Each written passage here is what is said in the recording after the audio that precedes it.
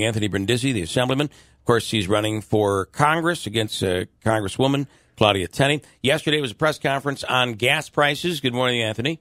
Good morning, Bill. How are you? Good. Okay, talk about gas prices. They continue to rise. We know that around the country, but we are always just continuously higher than everybody else. We are higher than everyone else, but this is a national problem right now because the OPEC countries have decided to cut supply, so we're seeing prices rise. You know, you're paying anywhere from $2.90 to $3.10 a gallon in the Mohawk Valley region.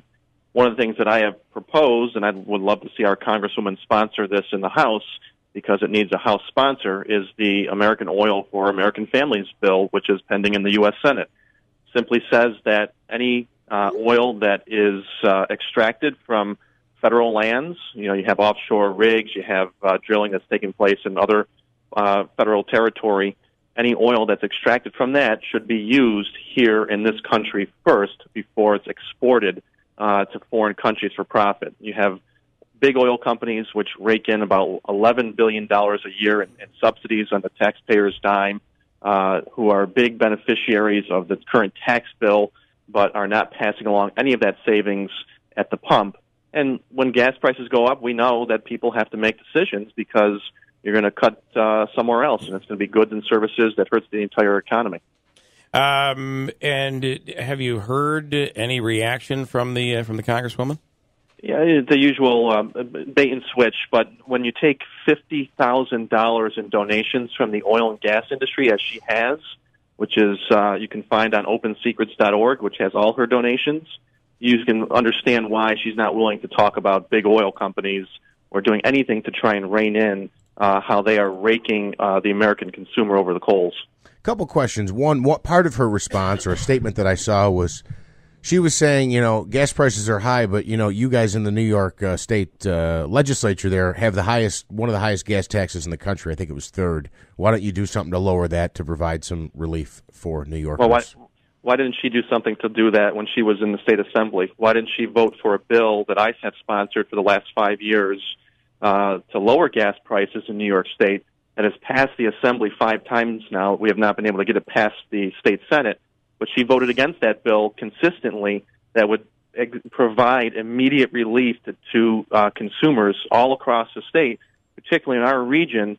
The bill was crafted for places like the Mohawk Valley, which always see anywhere from 10 to 15 cents higher in gas prices than other areas like Rochester, Albany, Buffalo. She voted against that bill consistently as a member of the state assembly. So it's hard to pass along the concerns here when she's done nothing about it when she was at the state level and continues to do nothing about it at the federal level. A couple of different quick thoughts on what you're proposing on the federal land.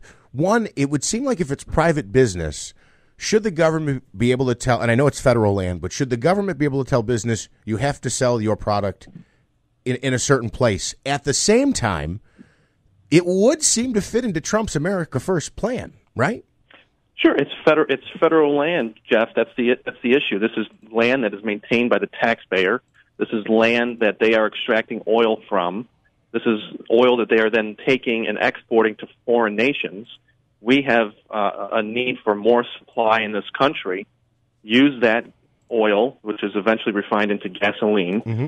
Use it here in this country first.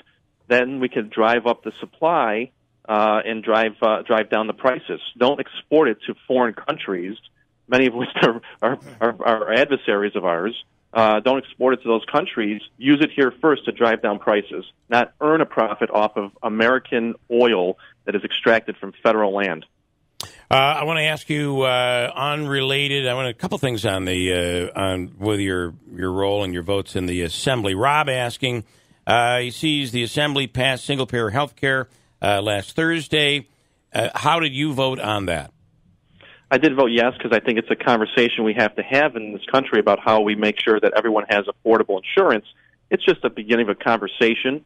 There's a lot more that would have to be done before anything would ever go into effect. But we got to have a conversation about how we make health care more affordable for people in this country, not see people and families going bankrupt because of health bills.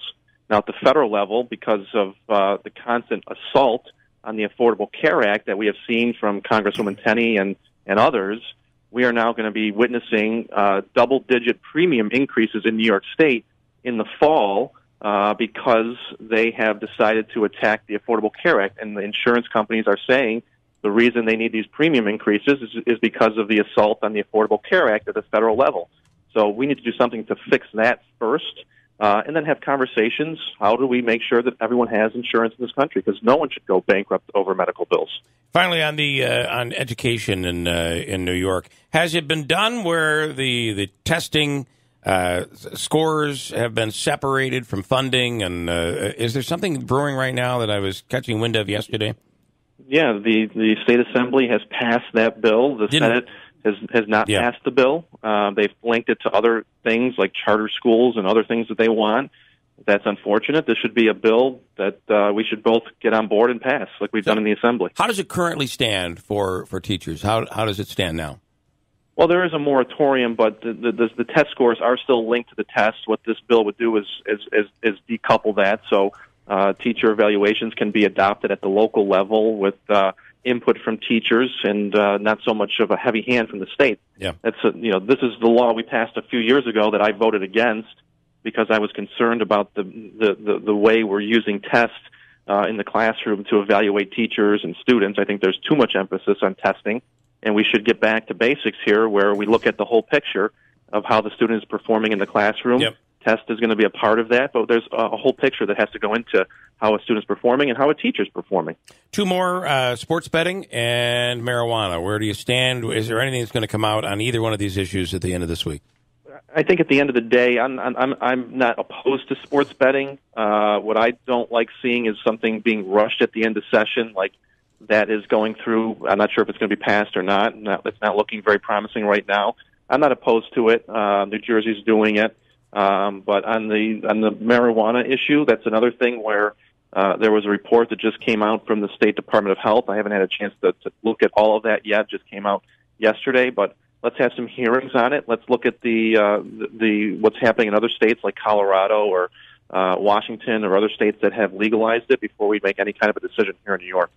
So you don't see anything coming on that anytime soon? I think it would not be wise to just move forward without doing some kind of hearings and more study on it to begin with. Right. There's a lot of pros and cons for legalizing marijuana, and I think the people in Colorado are starting to see some of the ramifications of that. And I've talked to a doctor who was here a couple of weeks ago who was very involved in that law, and they're seeing a tremendous, a lot of unintended consequences as a result of legalizing. Right. Can you name one or two of them? Sure. Crime rates have gone up, particularly in minority communities. There really is no accurate test available to be able to provide in the field for law enforcement to see if someone is under the influence if they're smoking or using marijuana. So that there's a lot of things that are happening in Colorado right now that they really did not intend. And I think we should hit the pause button, study all those issues before we move forward. Aren't we hearing, though, that the crime rate, it's kind of an unfair number because there's just a lot more commerce going in these towns where there are bigger crowds. People are making their way in. This commerce didn't exist beforehand. Well, we don't know. I mean, that's the great unknown, and that's why I would like to learn all these issues before I can make a decision whether or not I would support it. But there are a lot of things that they're seeing over there with the crime rate that I think we should be studying here so we don't do something that we can't reverse later on. Got it. All right, Assemblyman, thanks so much. We appreciate it. Starting with gas prices and everything Albany. You guys should be done, you think, by the end of the week? We should be. The schedule is to wrap up tomorrow, but you never know in Albany. You never know. All right. Assemblyman, thanks so much. We appreciate it. All right, thank you. Quick break. We'll come right back here.